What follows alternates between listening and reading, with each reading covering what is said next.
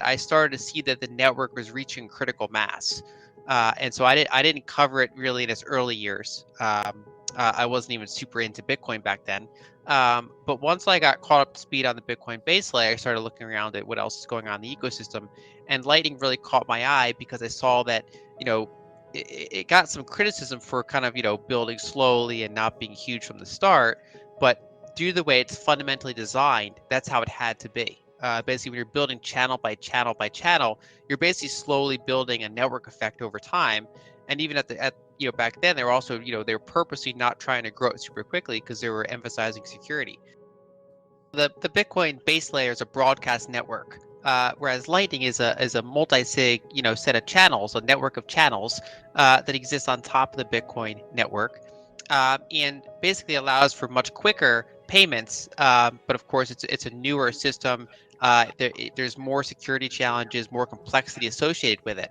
And one thing I find interesting is if you look at the map of it, it actually looks quite a bit like the internet did in the early years. And so basically, instead of broadcasting your transaction to the network that gets incorporated into miners put them in the blocks and then it gets put in everyone's node, this is more of a true peer-to-peer system, or peer-to-peer-to-peer hop. You could hop from node to node. And I find it interesting because I'm not super technical, especially in the software sense. My background's more in the hardware sense. But when I did engineering management, I had to always understand software enough to basically manage some of the things we were doing, and basically pick between some of these different types of implementations and things like that. And so I try to understand it as best I can. But I still look at it more so from a macro perspective than a technical perspective. But of course, the technical side has to be understood enough to inform the macro side.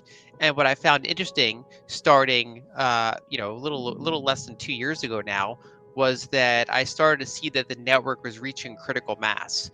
And so what I started to see by the end of 2020 and into the really beginning of 2021 was that liquidity was becoming truly usable, and some of the apps and ecosystem around it were also becoming pretty usable. And so I kind of, talking to developers, talking to Elizabeth Stark and others, I started to see that there's a probable inflection point there, that there's more than meets the eye from kind of a macro perspective. So I've been pretty excited about that part, and I try to get a little bit more technical on that part than I do with other parts of the ecosystem.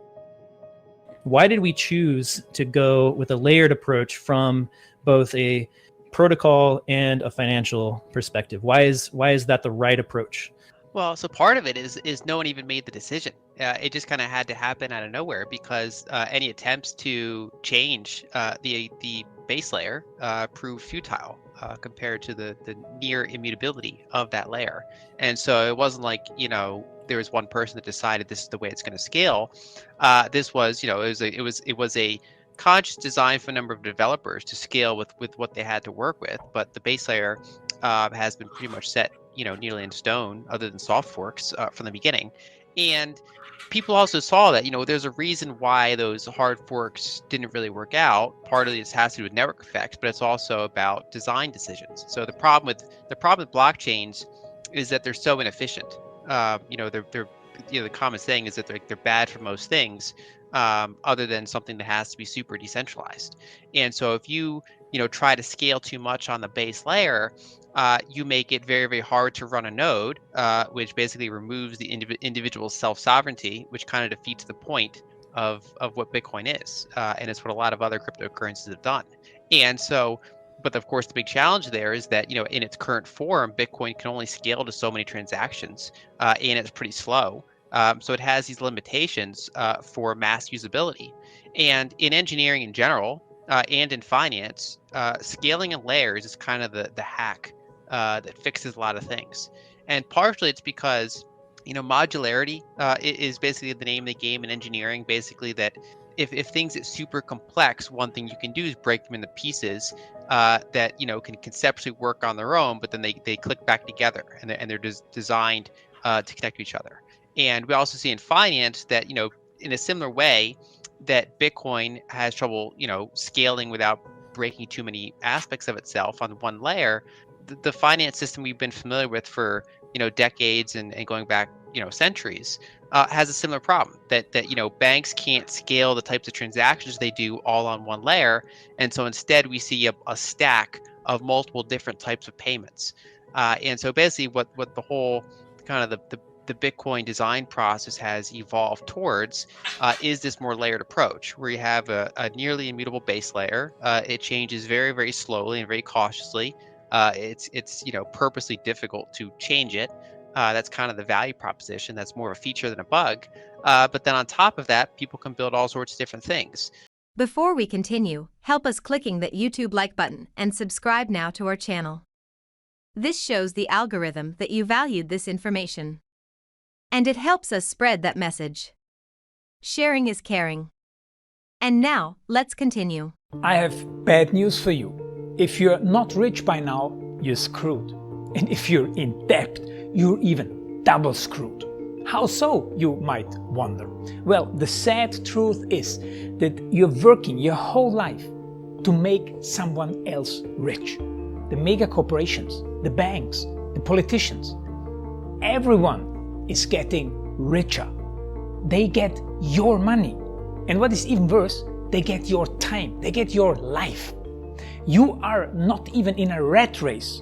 You're in a financial prison. But what could a solution for you look like? Honestly, I don't know, but I know what a solution for me would look like. It's very simple. I use whatever money I have and I multiply it with 1,000. This could make my life much easier and probably yours as well. If you have $1,000 available and multiply this with 1,000, I believe that this could solve some financial issue for the one or the other. Of course, if you're ugly, you would have to multiply it with much more than 1,000. My name is Markus Dahn, and this is what I decided to do. I decided to 1000x my money. This is not a joke. I know what you may be thinking. What is this guy talking about? How should this work? This is not possible. Well, I made a detailed video where I laid out my plan. And some clever folks might even want to look at this plan and copy it and do exactly what I do. This is just a little hint on the side. You have two options. You leave, you forget what you have seen. You do whatever you're doing and you hope that somehow you get some other results. Good luck with that. Or you click the link below the video. You enter your email address because I'm not showing this to everybody. You at least watch my video on how I plan to 1000x my money. The choice is yours. Make the right choice. Join me.